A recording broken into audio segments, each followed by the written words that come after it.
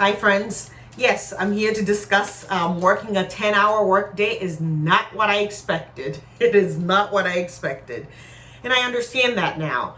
I understand that each of us, we are all in a journey and trying to find out what works. And y'all, let me tell you something. I've learned. See, when I went into my 10-hour work week, I was so excited. I thought, this is it. This is going to work with my schedule. I have that day off, that extra day. Make it a 3-day weekend. Well, let me tell you what I've learned. It's not what I expected. I expected to be able to be available and present and be the parent that I want to be to my children and the friend that I want to be and so on and so forth. That's not what happened. I was so exhausted afterwards. I was so exhausted that I couldn't even really think straight or do the things that I desire to do. So all in all, I feel like, yes, I'm doing this extra long shift, this long day, but I came back. I feel like I wasn't available to the people that I want to be available for my family. So I look at it and I'm like, you know what, just because it works for some people, and I've done the 8, the 10, and the 12-hour days, I've done them all, I've done the nights or what have you, but you've got to really find out what works for you. What I felt like it drained me out of my energy. It took me away from being present and being available. I was there, but I wasn't available because mentally I was exhausted and I was thinking of, oh my goodness, dreading the next shift and whatever I was doing that was going on. So I see all this and realize, wait a minute here, I have to take inventory stepping into 2025. What's working for me and what's not working for me.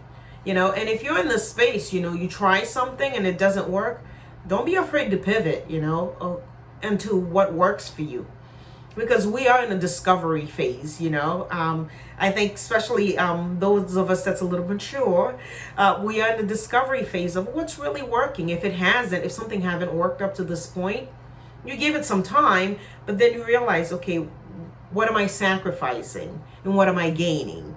Yes, I gained that extra day, but I sacrificed myself to the point where I just couldn't, fulfill on the things that mattered to me. So wherever you're at in your journey, give yourself the permission to pivot. I know for a long time I didn't give myself the permission. It's like, okay, I'm going to make it work. It's going to work. Certain things, yes, of course. But there's other things. If you feel it's robbing you of your vitality and the things that really is important to you, then it's time to pivot. It's time to look around and just see, okay, what's next? How can I change this to make it work with my schedule? So I've learned that, and I wanted to share with you because oftentimes, I know for me, there's times I just feel like, okay, I gotta suck it up, I gotta do it and stuff, almost like punishing myself. It's like, wait a minute. We are not trees, we're not planted in one place. We can move, we can pivot. And going into 2025 with that mindset gives me such a freedom, and it allows me just to be more present to what's important to me and take actions in accordance with that. Not just knowing it's important, but really taking the action.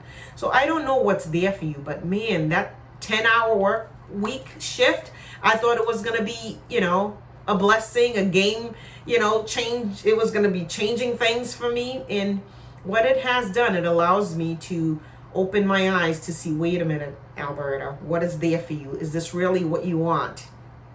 So knowing ourselves, even as you enter this new year, find out what's important to me.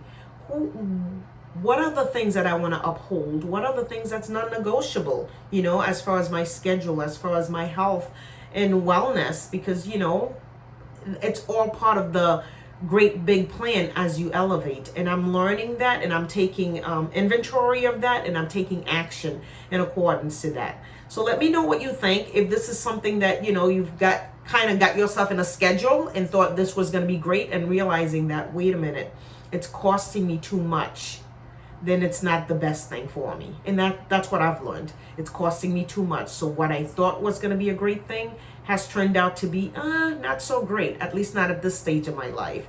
And I'm willing to pivot. So feel free to do so. If you feel the need and something is not working, take action, because we have opportunities and we have today to really make decisions that's going to propel us forward in our lives. I hope this message finds you well. I hope this little tidbit of conversation resonates with you. If it does, please comment. Let me know your thoughts. I'm always interested in your thoughts, and I will respond to you because I enjoy the communication. So please let me know, and hopefully all is well with you. I hope this finds you well. As always, be good to yourself and be good to others. Be well. Bye-bye.